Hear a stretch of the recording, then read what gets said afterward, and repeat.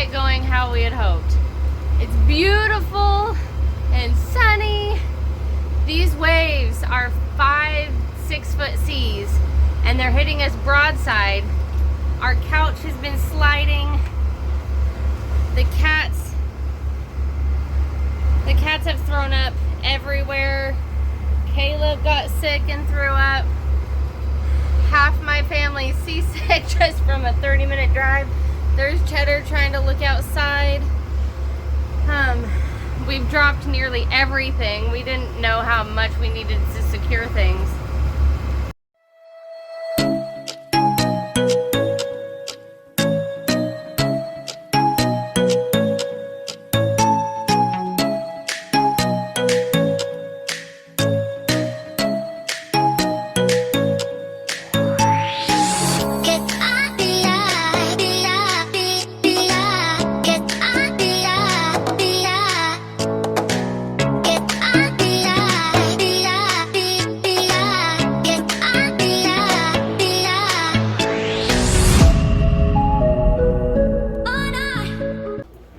My dad made tilapia, and he found out the hard way that I was allergic to fish.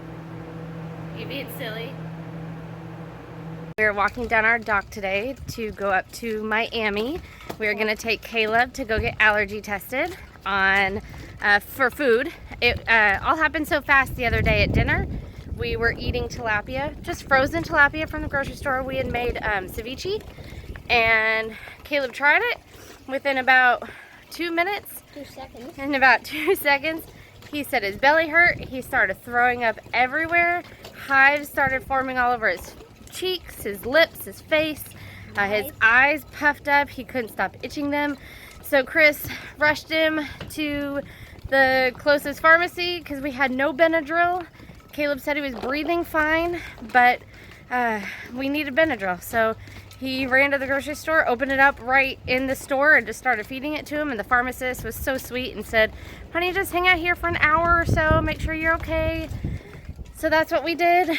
And then from there, Caleb will tell you what happened next. I got allergy tested. I got my blood taken, and I was allergic to a lot of things just by them doing that. So now we're going to a specialist, and then after we get to go to Chick-fil-A.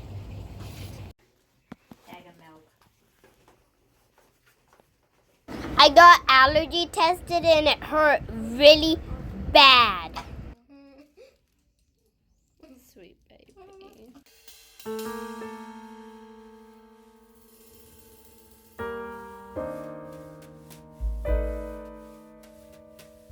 This was our first shakedown cruise. We take our boat out periodically so we can test things out before we hit the Bahamas in the spring.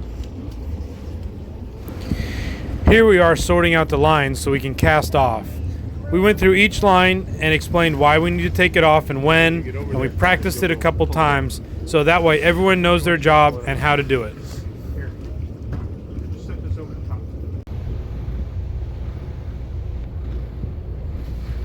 Come on back, check the dinghy. Dinghy's good. This time we tried maneuvering with the dinghy in a side tow to see how it did. Dinghy's good. We're backing up good. My job is to watch the back.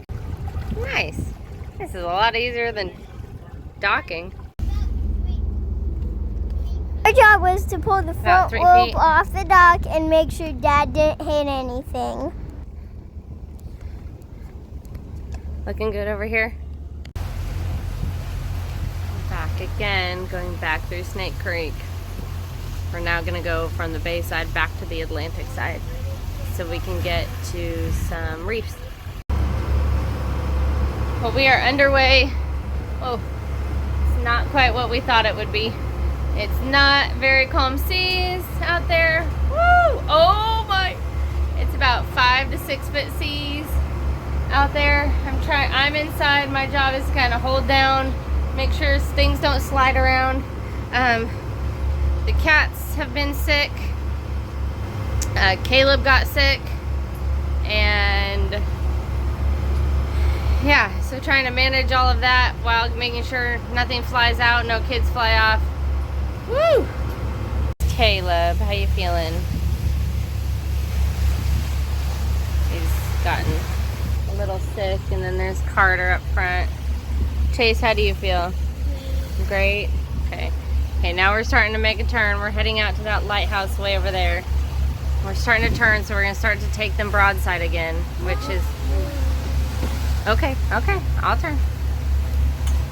So, we cannot be taking waves broadside. We have to be going in them or against them. That's kind of what we've figured out about our boat. We made it out to the reef, and we even got moored on a ball. Took me and Carter 3-4 times. But these waves are massive, and so not good for snorkeling. They're coming at us from the wrong direction, for sure. So we're just gonna head back into shore. Caleb's not doing so hot. Look at those waves. It's hard to see how big they are, but man, they rock our boat.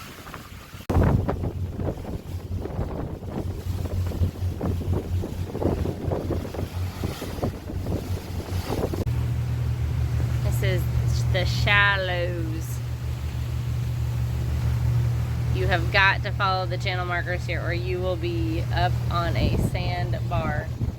And we're having a really, really high tide right now in the Keys. These are usually all exposed. So after coming through Snake Creek, we decided to stop on the bayside where it was much calmer. We went ahead and dropped anchor. This was our first time actually dropping this anchor on this boat, so it took a little bit of doing to get it unstuck. But we finally got it. It works great, and now we know that our windlass works and our anchor holds great. Tried a new method now. Put that down, please. Thank you.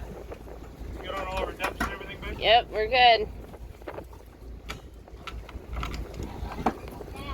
Putting out the anchor. Go.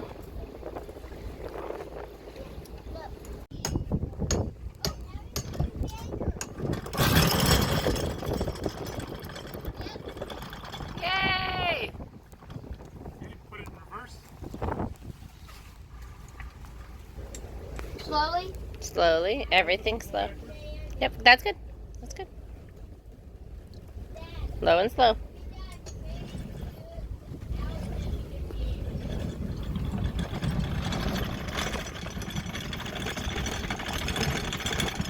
Every time Dad takes the boat out, me, Chase, and Dad all have to wash it off. I get the fun one of spraying the water. Chase and Dad clean it. And having fun. Yes. Meanwhile, Caleb and I cleaned the inside from any of the ocean spray that made it inside and got salty. And all the puke. So as you can see, we never made it to the reefs today. Well, We made it to the reef. yeah, we made it to the reef. We didn't make it off the boat to snorkel at the reef. Right. Way too wavy. We were somewhere between 15, 17 mile an hour winds, maybe a little more. Yeah. 3 to 4 foot seas, and it was choppy. So Our boat was, you saw some, it was rocking. It was when it would hit us broadside on the side and we'd rock side to side yeah, rather than taking it. the direction we had to go to get to Alligator Reef from where we're at Was zigzag. Yeah. was the worst spot it could have possibly been. So Chris said it really well while we were underway. Whoever said motorboats don't need to tack are wrong.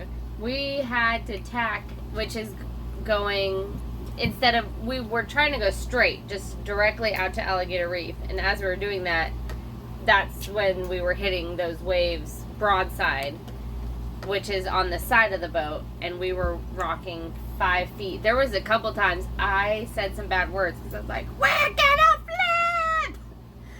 I just didn't know. It just felt very scary. So then we would turn and hit the waves straight on, and that was a lot better. Or they'd come at us from the back, and so we would have to go back and forth, and it took us about 2 hours to get out to the reef. But it was interesting. We once we got back, we went into the bay. We found a spot to anchor, let the boys play a little bit, checked out what we thought would be a sandbar. Didn't really find anything there. Caleb got in the water and Yep. Couldn't even touch the bottom. Yep. But we got to play around with the boat a little bit. Got a lot of good experience. We did get a mooring ball, right, Carter? Good job there. Carter did amazing getting the mooring ball. Me and Carter were down in the front, and it was just rough seas, yeah. you know, between an inexperienced captain trying to get them up in the right spot. I had never grabbed a mooring ball before. Chris knew what he was doing, but he tried to tell me what to do. The way he would explain something is not the way I would explain it. So I got it, and then I had it around the like above the rail. The rail incorrectly, and so I had to let it go. And I was having Carter hold on to the mooring ball, and then eventually I had to let go because the current was just pulling us away, and we told him, let go, don't fall in the water. He did a good job. So he did great. So it took us 2 or 3 tries, but we got it. Yeah. It was interesting running our engine at different speeds. They ran good today. I've got a oil pressure alarm that keeps going off for my starboard engine. It comes and goes, so it's probably a sensor, because we manually checked it when we did the inspection, and it was checked out fine. So I wasn't too concerned, because we know from the day we inspected it that it was a problematic thing. So I need to get a new sensor or check the wiring or something. But we ran it up at about 14 to 1500 RPM, made 7 to 8 knots, and then we ran it up to 2500 RPM, and we gained about a knot and a half. So we realized it wasn't worth it. Yeah, it's really, this is not a fast boat. This is not a speed boat. There's really no point for us to run it up that high. Oh. That's our cabinet up there. Oops.